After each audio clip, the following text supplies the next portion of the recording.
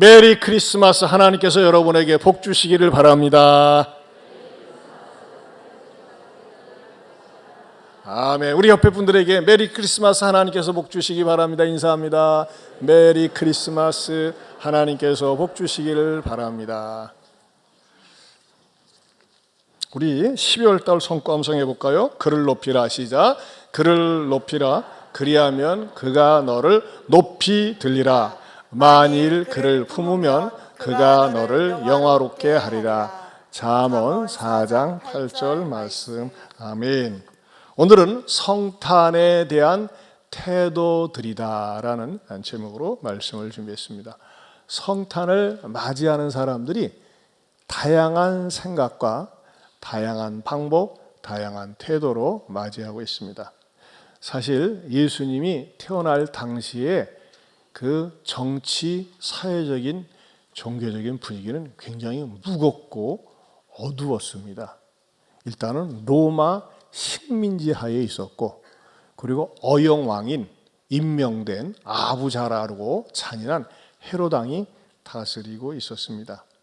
자, 그러한 때에 예수님께서 태어나신 겁니다. 근데 예수님께서 태어나신 게 태어나신 것으로 끝나는 것이 아니라 그 예수님이 태어나신 것이 새로운 사건을 일으켰습니다.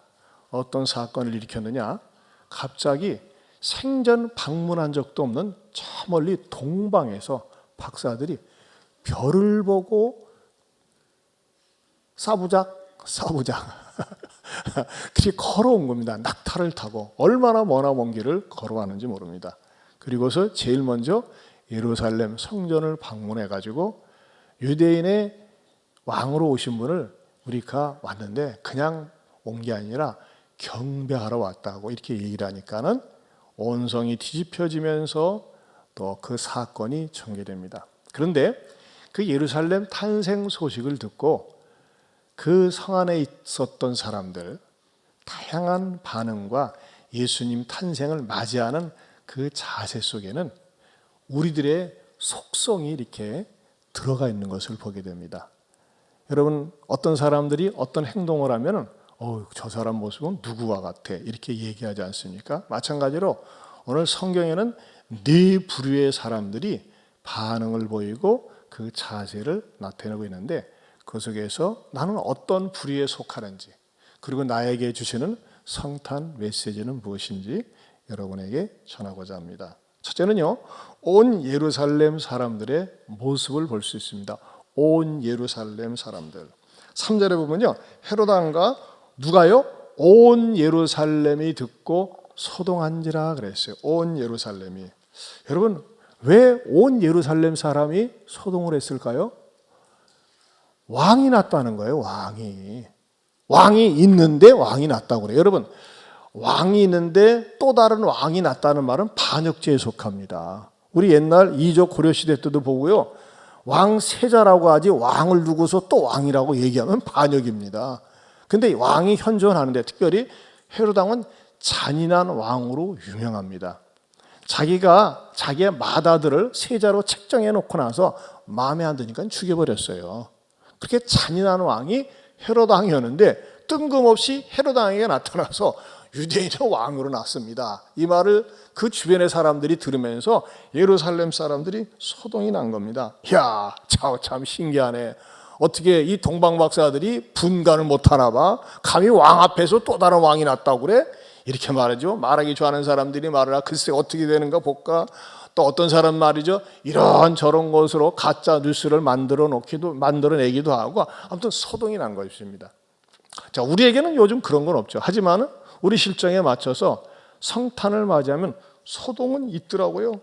이야, 명동에 말이죠, 막 수십만 명이 몰려가고, 백화점이 말이죠, 막 난리가 나고 굉장치도 않습니다. 그러다 보면요, 이 성탄을 맞이해서 놀자, 실컷 놀자, 밤새워 놀자, 밤새워 흔들어 보자 하면서 말이죠, 그런 놀자족들이 있는 반면에 대목 잡아야지, 대목, 성탄 대목을 놓칠 수가 있는가 하면서 말이죠, 성탄 대목을 바라면서 성탄 특수를 바라보는 사람들이 있습니다. 쾌락을 위해서 성탄을 준비하는 사람도 있습니다.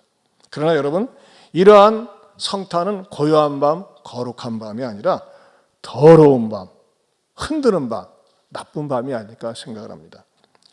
우리 그리스도인들은 성탄을 어떤 마음이 있어야 될까요? 정말 메리 크리스마스 정신이 있어야 돼요.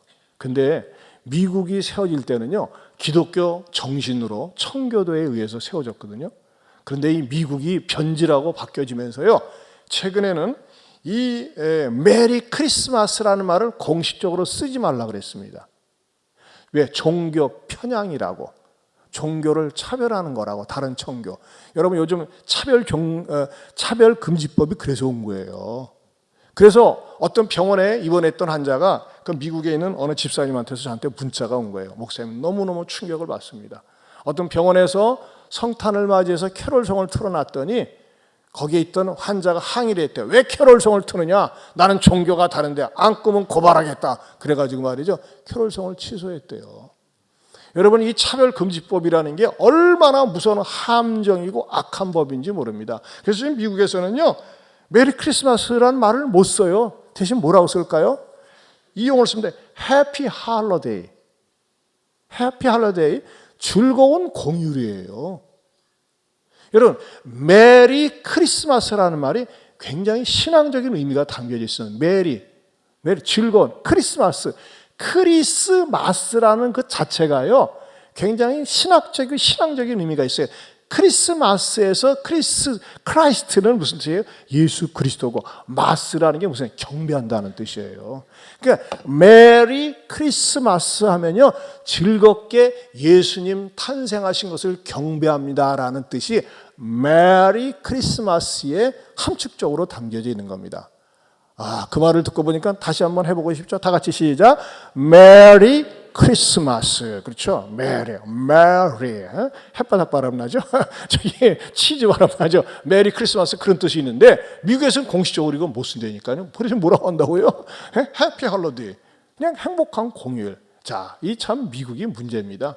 얼마 전에는 말이죠, 남자끼리 결혼할 수 있다, 합법적으로 바이든이 사인을 했어요. 얼마나 이 내 동생 오바마가 말이죠, 이 잘못된 일을 저지르니까 계속해서 그렇게 돼가지고 미국이, 우리나라도 이제 그 영향을 받습니다. 그러나 이것을 막을 수 있는 거룩한 세력은 교회밖에 없어요. 그런 의미에서 여러분, 차별금지법은 정말 목숨을 걸고라도 막아야지만이 우리의 후세들이 복을 받을 수 있습니다. 하나님 앞에 저주를 받지 않습니다. 그러니까 여러분들이 이 사실을 아시고서 좀 약간 곁으로 나갔습니다만 어찌됐든지 미국이라는 사회가 이렇게 정신적으로 영적으로 타락해 가고 있다. 그러면서도 깨어있는 그리스도인들이 있습니다.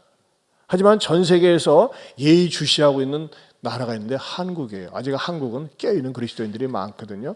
그런 의미에서 이 성탄을 맞이해서 쓰잘데없이 막 동요하고 요동하고 난리치는 것보다는 우리에게 있어서는 정말 오직 경배를 받으실 분은 예수님이십니다. 메리 크리스마스, 이 정신이 있기를 축원합니다. 두 번째는 어떤 사람들이 있냐면요, 헤롯 왕과 같은 부류의 사람들이 있었다고 하는 것입니다. 헤롯 왕과 같은 사람. 자, 헤롯은요, 민중들과는 달랐습니다. 그는요, 소동을 하긴 하는데 수준이 달랐어요. 어떻게 했느냐? 예루살렘 사람들은 집단을 이루면서 막 소리치고 막 난리치고 다녔지만 이 헤롯은 어떻게 했습니까? 어떤 식으로 소동을 은근히 벌였느냐? 4절을 같이 봅니다. 4절에서부터 6절을 보겠습니다. 4절부터 봅니다. 시작. 왕이 모든 대제사장과 백성의 서기관들을 모아 그리스도가 어디서 나겠느냐 물으니 베들레헴이 오니 이는 선지자로 이렇게 기록된 바 6절이요. 또 유대 땅 베들레헴아 너는 유대 고을 중에서 가장 작지 아니하도다. 내게서 한 다스리는 자가 나와서 내 백성 이스라엘의 목자가 되리라 하였음이니이다. 자, 헤롯은 어땠어요? 헤롯은요 그 어디서 헤롯은 뭐라고 다시 이렇게 대제사장과 서기관들에게 물어봤냐면요, 4절 하반절에 보면 백성이 서기관들을 모아 그리스도가 어디서 나겠느냐 물었어요. 거기다 밑줄을 치세요. 그리스도가 어디서 나겠느냐. 근데 여러분 보세요. 동방 박사들은 와가지고 뭐라고 물어봤어요? 2절에 보면요, 유대인의 왕으로 나신 이가 어디 계시냐 그랬어요. 질문 자체가 달라요. 그렇죠? 동방 박사들은 와서 유대인들의 왕으로 나시니가 어디에 있느냐 그랬는데 헤롯은 그래도 유식한 거야. 누가 나시니? 그리스도가 어디서 나겠느냐 물었습니다. 이것을 보면요, 헤롯은 그렇게 무식하지 않았어요. 이스라엘 백성들이, 온 백성들이 가지고 있는 메시아 대망 사상을 알고 있었어요. 그리스도는 뭐야? 그리스도는 다른 말로 하면 메시아 구세주거든요. 그러니까 구세주가 어디서 나겠느냐라고 물었다고 하는 것입니다. 그러면서 뭐라고 하느냐? 왜 그것을 알고 싶냐? 제가 어제도 전투세 때 말씀을 드렸는데 이것을 갖다가 말이죠, 가만히 자세히 물었다고 그랬어요. 7절에 보면 이에 헤롯이 가만히 박사들을 불러 별이 나타난 때를 자세히 묻고 8절 하반절에 보면 내게 구하여 나도 가서 그에게 경배하라 그랬어요. 여러분, 이 말만 들으면요 굉장히 점잖고 굉장히 자상한 것 같잖아요. 그러나 이 속에는 뭐가 있어요?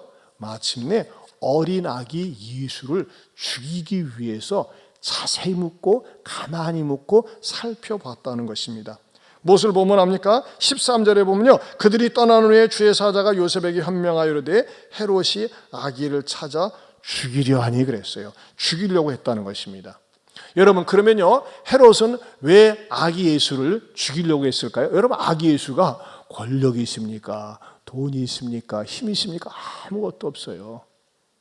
좀 기다렸다 죽인다든지 그러지 않고 왜 죽이려고, 어린 아기 예수마저 죽이려고 했을까요? 그것은요, 왕이란 소리를 자기 외에 다른 어떠한 인간이 악이라도 듣기를 원치 않았다고 하는 것입니다. 심지어는 어린 아기라도 어떤 의식을 가진 것이죠? 질투심으로 발단이 된 경쟁 의식을 가진 것입니다. 그리고 마침내 어린 아기 예수를 비롯해서 아기 예수가 피난 간 사실을 알고 그걸 기준으로 해서 세상에 2살 이하 아이, 베들레헴에 사는 아이들을 다 학살을 했습니다. 최초의 순교자가 되는 것이죠. 한마디로 얘기해서 말로는 말이죠, 아기 예수를 경배한다고 했지만은 그의 마음속에는 음흉하게 어린 아기 예수를 비롯해서 아기들을 죽이는 잔인한 그런 인간이 되고 말았습니다. 여러분, 겉으로는 경배한다고 하면서 실제로는 어린 아기를 죽이려고 했던 그 모습은 전형적인 이중인격의 모습이 아니고 뭐가 되겠습니까? 여러분, 오늘날에도 이런 헤롯 부류의 사람이 있다고 하는 것입니다. 겉으로는 하나님을 얘기하고 예수님을 얘기하는 것 같지만 막상 말이죠, 예수님을 경배하려고 하는 것과는 전혀 관심도 없고 마음도 없는 그런 사람들이 의외로 많이 있습니다. 오히려 말이죠, 조용히 이용해 먹는 사람들이 많이 있어요. 전에 그런 사람 제가 봤어요. 남편이 불신자였어요. 근데 아내가 열심히 교회를 다니니까 아내가 이쁘고, 사실 일반적으로 예수 믿는 처녀들은 착하고 이뻐요. 저는요, 제가 잘못된 생각일지 모르지만은 이렇게 한 번씩 길을 가다 보면 말이죠, 여기도 이렇게 교회 뒷문에서 나가다 보면 저쪽에서 처녀들이 담배를 펴요. 처녀들이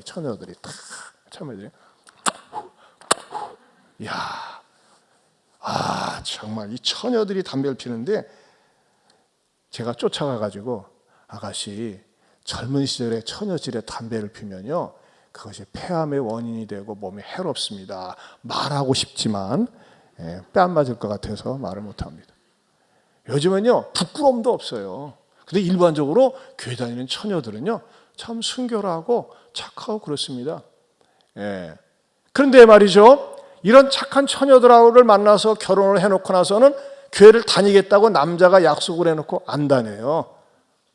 왜 안 다닙니까? 아니, 당신 나하고 결혼할 땐 다니기로 했잖아. 나 당신 꼬시려고, 내 마누라 삼으려고 그랬잖아. 당신 이제 어디 갈게요? 그러면서부터 결혼하고 나서 딱 한 달만 다니고 안 다니는 그런 남자들도 꽤 있다는 겁니다. 그래가지고요 평생 고생을 하는 거예요. 그러니까 우리 결혼할 때요 신앙을 정말 확인을 해야 된다니까요. 그렇지 않으면 마음고생을 많이 합니다. 심지어는 제가 이런 극단적인 경우도 봤어요. 목회를 하면서 살다 보니까 별일이에요. 자기는 말이죠, 예수님 없이는 못 산다, 예수님 없이는 신앙생활 하지 않고 못 산다 그러니까 남편이 노골적으로 바람을 피기 시작했어요. 너 예수 없이 못 산다며? 나도 여자 없이는 못 살아 해가지고 다른 여자를 가지고 사귀면서요 그 여자를 자기 집까지 데리고 왔대요. 기가 막힌 노릇이에요. 왜 당신이 이런 짓이야? 당신 예수 없이 못 산다며? 나도 연애 좀 해야 되겠어. 그렇게 사는 남자들도 있어요. 참 참 질이 안 좋습니다. 여러분, 얼마나 많은 사람들이 교회에 드나들기는 하지만 막상 예수님을 모시지 않습니다. 경배하지 않습니다. 예수님을 모셔드리려고 하지 않습니다. 왜 그럴까요? 예수를 믿으면 손해보겠다. 예수를 믿고 살면은 빼앗기겠다. 이런 피해 의식을 갖고 있습니다. 아니 실제로 눈에 보이는 건 그렇거든요. 예수 믿으면 주일날 꼬박꼬박 교회 나와야 돼. 예수 믿으면 어떻게 됩니까? 수입의 10분의 1 드리래. 감사헌금을 드리래. 또 예수 믿고 충성하니까 뭐 찬양단 봉사를 한다, 뭐 주차장 봉사한다, 식당 봉사한다. 왜 이렇게 시키는 게 많아? 보세요. 단순 논리로 생각하면 눈에 보이는 것을 해야 되는 거 예수 믿으니까는 뺏기는 거예요. 시간 뺏겨, 물질 뺏겨, 또 마음도 뺏겨, 모든 것을 주님께 드리라. 얼마나 화딱지가 나는지 몰라요. 여러분 가운데 그런 분 안 계신지 모르겠어요. 예수 믿으면 뺏긴다라고 하는 그런 생각 때문에 그러는 거예요. 하지만 여러분, 그것은요, 눈에 보이는 어디까지나 현상적인 것만을 보기 때문에 그래요. 하지만 예수를 믿으면 빼앗기는 게 아니라니까요. 더 얻습니다. 여러분, 이 땅에 어저께도 말씀드렸지만 눈에 보이지 않는 공기, 산소, 바람 보이지 않습니다. 하지만 그것이 보이지 않는다고 그래가지고 없다고 말할 수는 없잖아요. 그러나 그런 것들이 공기나 산소나 바람 이런 것이 없으면 우리는 죽습니다. 하지만 이 땅에 누가 존재합니까?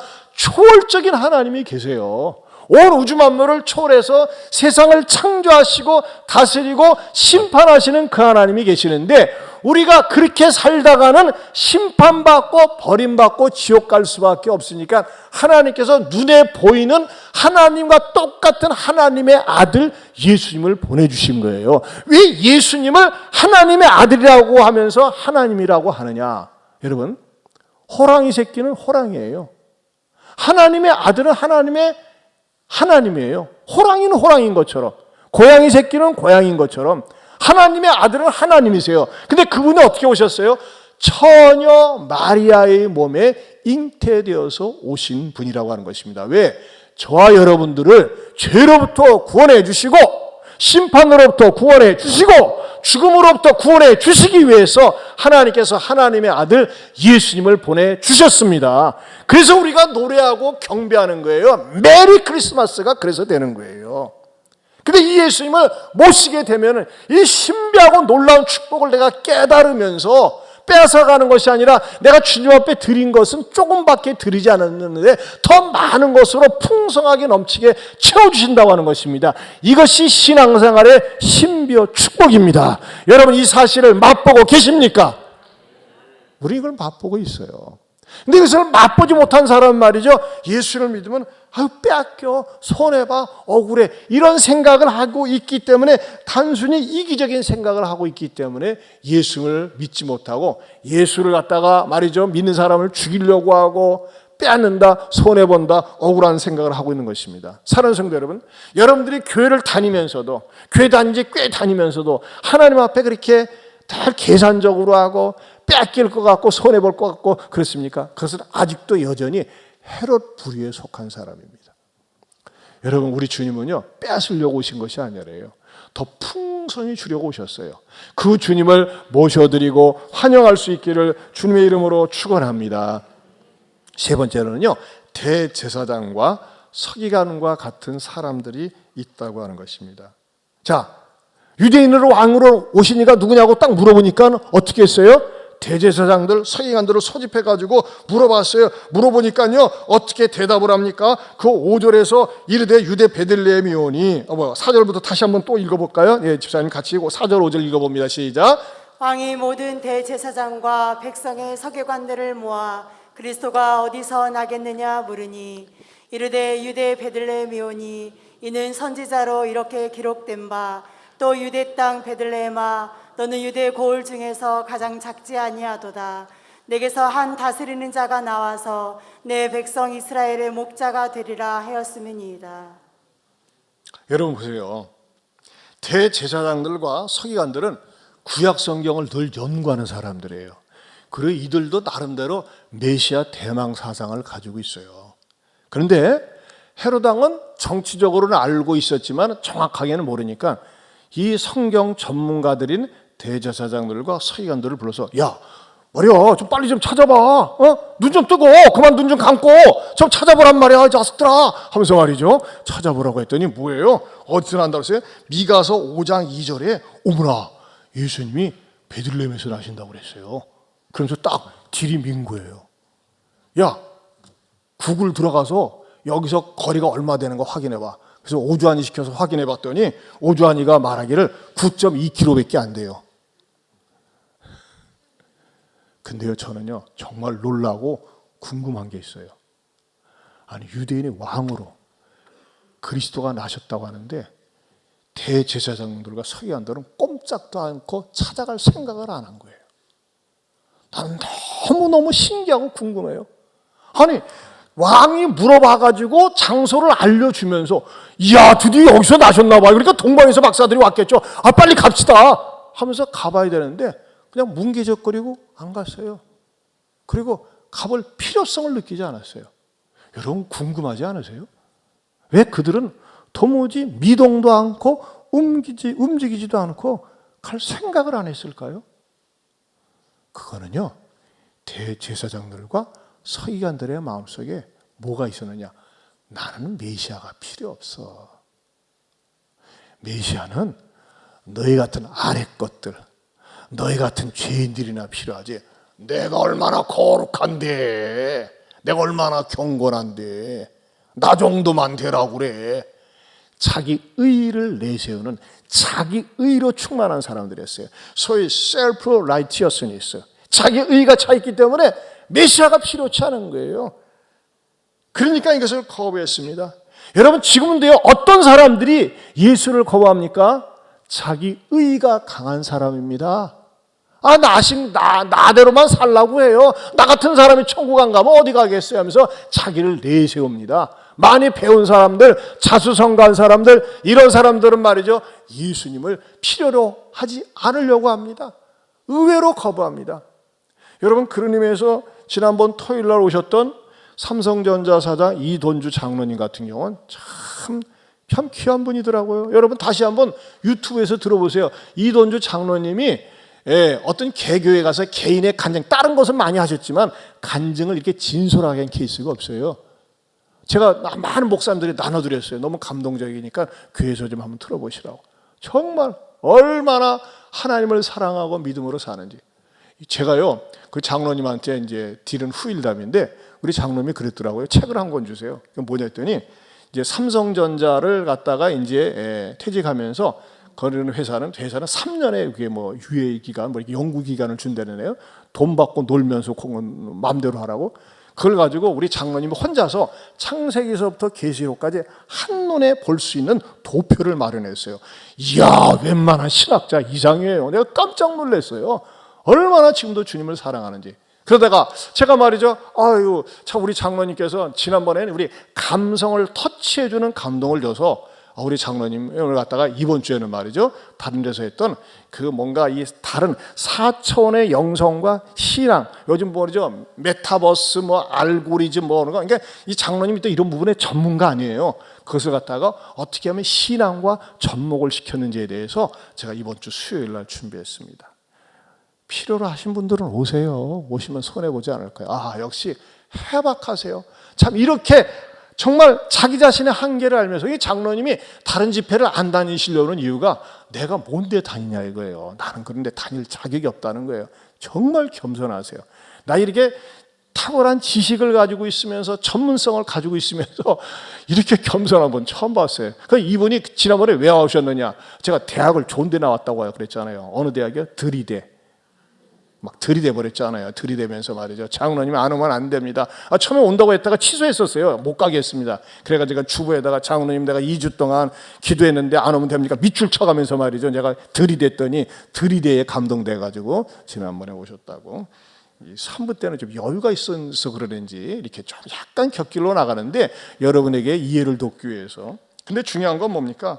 여러분, 저는 안타까운 게 그거예요. 왜 대제사장과 서기관들이 성경을 알고 있으면서도 태어난 장소를 정확하게 베들레헴을 알고 있으면서도 왜 안 가느냐? 머리로만 알고 있다는 거예요. 여러분, 의외로 우리 주변에도 여러분 가운데도 머리로만 알고 있는 사람이 있어요. 지식으로만. 여러분, 마귀도 귀신도 하나님을 아는 지식이 있어요. 중요한 건 뭐냐? 내 마음으로 믿어야 돼요. 마음으로. 여러분, 김용옥 같은 사람은요, 도울 김용옥 같은 사람은요, 학자입니다. 하버드 대학을 나온 사람입니다. 그 사람은요, 저도 쓰지 않은 요한복음 주석을 썼어요. 히브리어 헬라어도 알고 그래요. 근데 그 사람은 예수님을 안 믿습니다. 예수를 신하라고 얘기합니다. 신하 속의 주인공이라고 합니다. 그런 같은 부류의 사람이 이어려운 교수였어요. 이어려운 교수도 이하여자 대학교에서 인문학을 가르치면서 무슨 21세기에 그런 캐캐먹은 기독교 예수를 믿느냐고 그렇게 무신론의 변을 대변하던 사람이었는데 그가 꼬꾸라지고 예수님 믿고 나중에는 지성에서 영성으로 하는 유명한 책을 쓰지 않았습니까? 중요한 건 뭐예요? 내가 마음속에 하나님, 나는 아무리 생각해도 내가 지식으로 뛰어나고 공부를 하고 연구를 했어도 나 자신의 힘으로는 구원받을 수 없고 천국에 갈 수 없습니다. 내 죄의 문제를, 죽음의 문제, 심판의 문제를 해결해 줄 일은 예수님밖에 없습니다라고 믿는 사람들이 구원을 받을 수 있고 이 사람들이 복된 사람들입니다. 이 사람들이 바로 저와 여러분이 될 수 있기를 축원합니다. 아멘입니까? 이걸 믿지 못하는 사람들은요, 예수를 알아요. 아는데 뭐로 아는 거예요? 죽은 지식으로 아는 거예요. 참고용어로 아는 거라니까요. 인포메이션으로. 종교인에 불과해요. 사랑하는 성도 여러분, 어떤 사람들이 가장 억울할까요? 교회 다니고 지옥 가는 사람이에요. 교회 다니고 지옥 가는 사람들은 어떤 사람일까요? 종교인이라니까, 종교인. 여러분, 제발 부탁합니다. 저는 우리 예한교회 성도들 가운데 교회 다니고 지옥 가는 사람 한 사람도 없기를 바랍니다. 종교인이 아니라 신앙인이 돼요. 신앙인, 빌리버가 돼야 돼요. 믿음의 대상이 분명해야 돼요. 그 믿음의 대상이 나를 죄로부터 구원하러 오신 예수님이심을 믿고 고백할 수 있기를 주님의 이름으로 축원합니다. 네 번째로는요, 동방 박사들의 모습을 볼 수 있습니다. 동방 박사들의 모습. 자, 동방 박사들은 어떤 사람들입니까? 공통적으로 별을 연구하는 사람입니다. 그 별을 연구하는 사람인데 뭐라고 얘기하고 있어요? 2절을 다시 보면요, 유대인의 왕으로 나신 이가 어디 계시냐? 우리가 동방에서 그의 별을 보고 그에게 경배하러 왔다 그랬습니다. 고대 사회는 별과 인간의 생애를 결부시키는 일들이 참 많이 있었습니다. 이것이 이방 세계의 공통된 그런 관념이었습니다. 자, 그런데 이 동방 박사들이 우리들에게 주는 탁월한 영적인 교훈이 있어요. 그건 뭐냐? 첫째는요, 동방 박사들은 발견한 것을 실천했다고 하는 것입니다. 대제사장들은요, 자기네 9.2km 거리에 있는 예수님이 탄생한 걸 알면서도 안 갔어요. 그러니까 동방 박사들은요, 이들이 동방이라는 나라가 뭐 바벨론, 팔티아, 그리스, 인도, 애굽 뭐 이렇게 많은 학자들이 얘기하는데 정확하게 성경에서는 어디라고 말씀하고 있지는 않지만 제가 예측컨대는 900km 내지 10,000km 무지무지게 멀리 떨어진 데서 낙타를 타고 왔습니다. 사막을 건너면서. 또 때로는 말이죠, 꼴짝이를 지날 때 맹수와 도둑의 위험을 무릅쓰고 왔다고 하는 것입니다. 여러분, 이 동방 박사들이 머나먼 길을 몇 달을 왔는지 얼마나 왔는지 모르지만 왔다는 이 사실은 우리들을 부끄럽게 만듭니다. 저를 부끄럽게 만듭니다. 왜? 여러분, 동방 박사들은 그렇게 말이죠, 머나먼 길을 오직 어린 아기 예수께 경배하러 왔어요. 근데 우리는 보세요. 얼마나 가까운 데 삽니까? 그런데 눈 오면 눈 온다, 비 오면 비 온다, 또 모임 있으면 모임 있다, 놀러 갈 일 있으면 놀러 갈 일 있다. 이래서 예배를 빼먹고 하나님 앞에 나오는 것을 얼마나 소리할 때가 많이 있습니까? 또 지금 코로나가 말이죠, 이렇게 지금도 이렇게 있지만은 정부에서 공식적으로 발표한 게 뭡니까? 절대 예배 속에서 일방적으로 이렇게 앉아서 예배드리는 현장에서는 단 한 명도 감염자가 없다고 그랬어요. 종종 어느 때 발생한다고요? 마스크 벗고 뭐 성가대 연습을 한다든지 소그룹으로 뭐 한다고 할 적에 그때 발생했어요. 지금은 뭐 거의 그런 일 없지만. 근데 이렇게 공적인 예배석상에서 예배를 드리는 이런 자리에 절대 감염될 일이 없다, 확진자가 생기지 않는다라고 정부에서 발표했음에도 불구하고 여전히 아직도 이 시간에 소파에 파자마 빰으로 앉아서 커피 마셔가며 유튜브 이것저것 틀었다가 테레비 봤다가 잡담하다가 예배드리고 있는 당신 좀 찔리세요. 되겠어요 그거? 하나님 기뻐하지 않으세요. 물론 온라인으로 드리는 분 가운데는 몸이 불편한 분 계세요. 그분들은요 온라인으로도 감사해요. 그러나 사지가 멀쩡한데 익산 시내에 거주하고 있고 전주 이런 데 거주하고 얼마든지 마음만 먹으면 올 수 있는데 뭐 때문에 안 오느냐? 게을러 터져가지고 그런 걸 갖다가 게으르다고 하지 않고 게을러 터졌다고 하는 것입니다. 제가 왜 이렇게 얘기하느냐? 모르니까. 당신이 누군지 모르니까. 그래야 전말로 할 때 다음 주부터 아니 이번 주 전투세부터 나올 수 있기를 축원합니다. 유튜브 대상자들에게만 온라인 얘기하는 거예요. 아니에요 여러분. 그 습관돼요. 제가 놀란 거가 믿음 좋은 어느 집사님 부부가 있는데 아이가 그러더래요.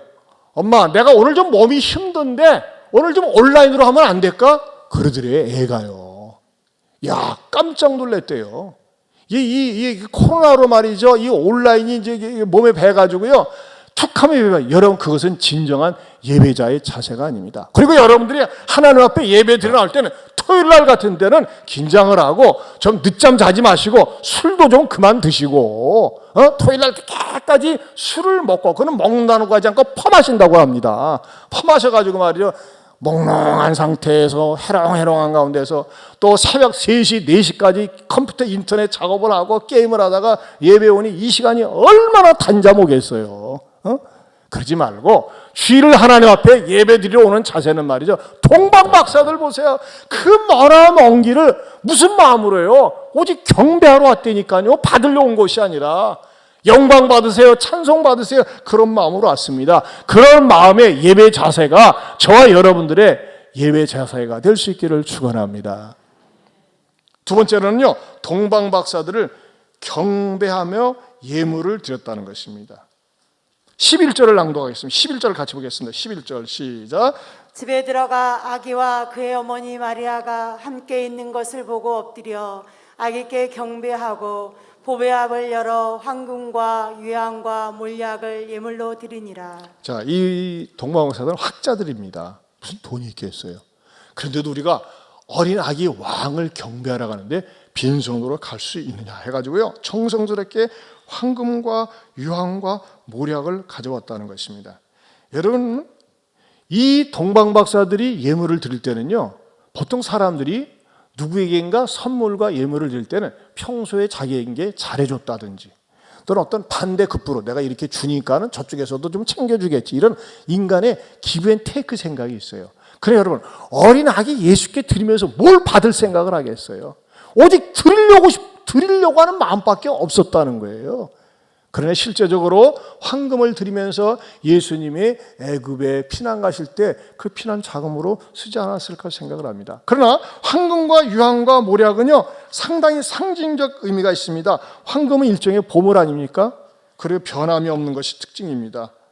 그 귀한 것을 갖다가 소중하게 쓸 수 있도록 어린아기 예수님께 드렸어요. 유향은요 값비싼 향료로서 이 향은 성전 제사 때 분향하면서 쓰여졌습니다. 이 유향은 하나님과 인간의 중재자로 오신 대제사장이신 예수님의 권위를 인정하는 예물이기도 합니다.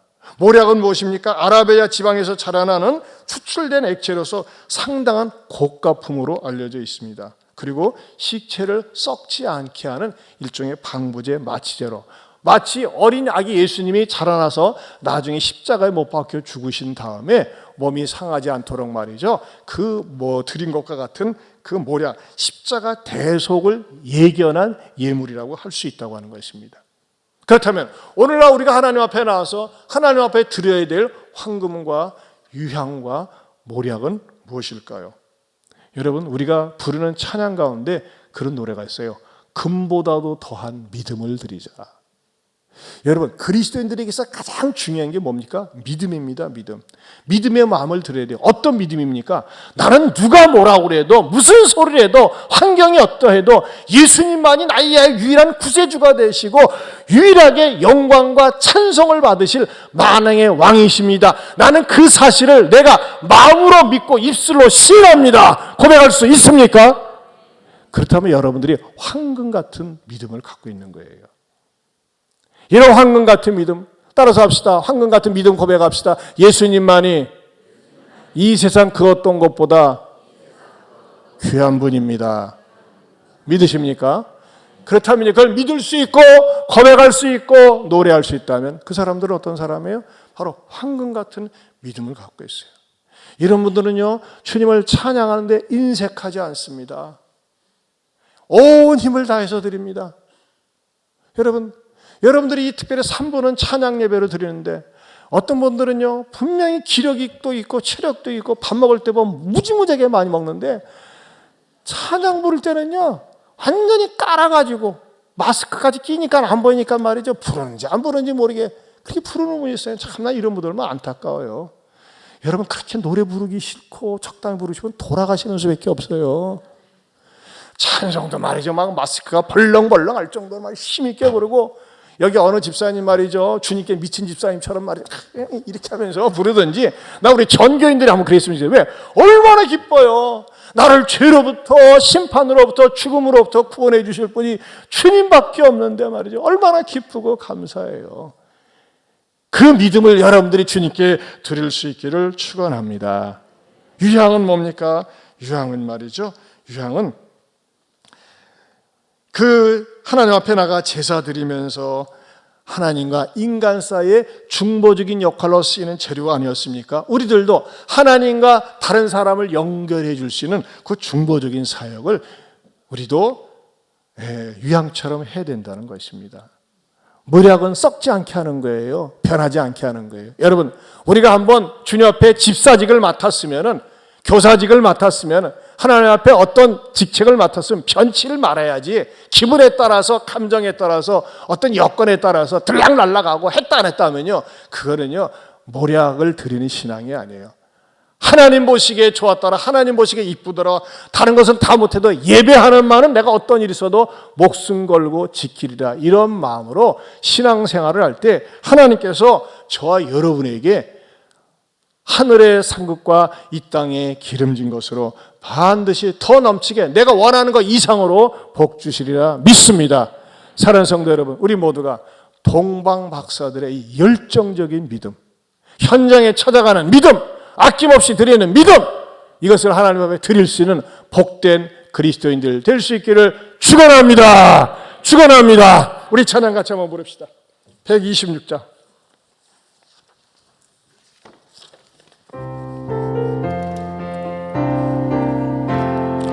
천사 찬송하기를 거룩하신 구주께 영광 돌려보내세. 그주오를 하셨네. 크고 작은 나라를 기뻐하라 하여라. 영원 너를 왕의 왕 베들레헴 나신 주. 영원 너를 왕의 왕 베들레헴 나신 주. 일어서서 오늘 나신 예수는 하늘에서 내려와 저녁봄에 나셔서 사람 노를 이룬 아멘. 세상 모든 사람들 영원하신 주님께 영광을 돌려보내며 높이 찬양하여라. 영광 돌려보내며 높이 찬양하여라. 이러으신 예수는 평화의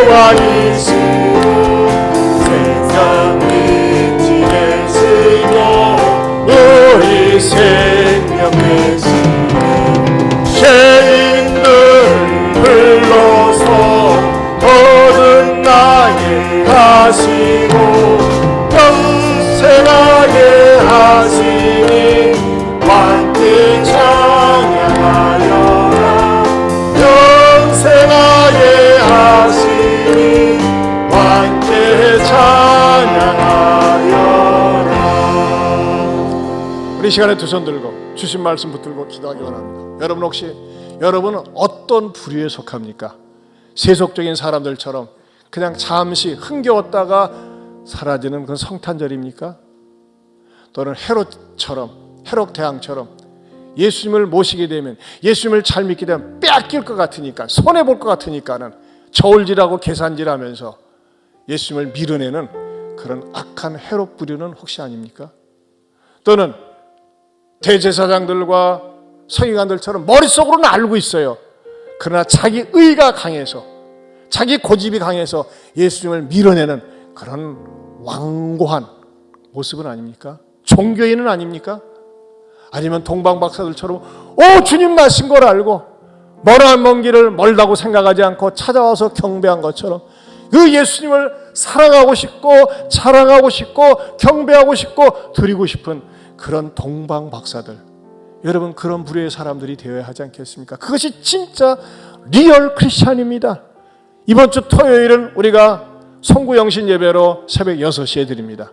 여러분 소원을 가지세요. 하나님, 나도 이번 주 토요일에는 우리 가족들 다 데리고 나와서 2023년을 그냥 아무 생각 없이 맞이하는 것이 아니라 하나님 앞에 송구영신 예배를 드리면서 우리 가정이 하나님 앞에 인정받고 복받고 쓰임받는 하나님의 보호하심 속에서 맞이하는 2023년이 되길 원합니다. 이런 의미로 전토세 토요일 날 있는 송구영신 예배를 위해서 기도하고 여러분의 가족들을 위해서 기도하세요. 또 여러분들이 말씀을 들으면서 찔림이 있습니까? 찔림이 있다면 회개를 하세요. 하나님 죄송합니다. 너무나 이기적이었습니다. 계산적이었습니다. 용서해 주세요. 교회를 다닌 지 그렇게 오래되었으면서도 나는 내가 생각해도 종교인이요 세속적인 사람입니다. 이걸 내려놓고 정말 동방박사들처럼 하나님 앞에 열정을 품고 예배를 소중히 여기고 순종하며 살겠습니다. 우리 주신 말씀 붙들고 우리 주여 삼창하고 또 여러분들이 축도 마친 다음에 예수님 생신이니까 식당 가셔서 줄 서서 기다리셨다가 떡국 드시고 이렇게 돌아가실 수 있길 바랍니다. 우리 주여 삼창하고 기도합니다. 주여 주여 주여. 하나님 아버지 감사합니다. 고맙습니다.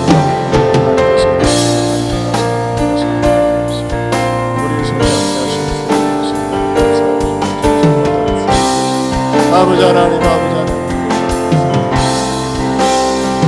아버지의 세월부터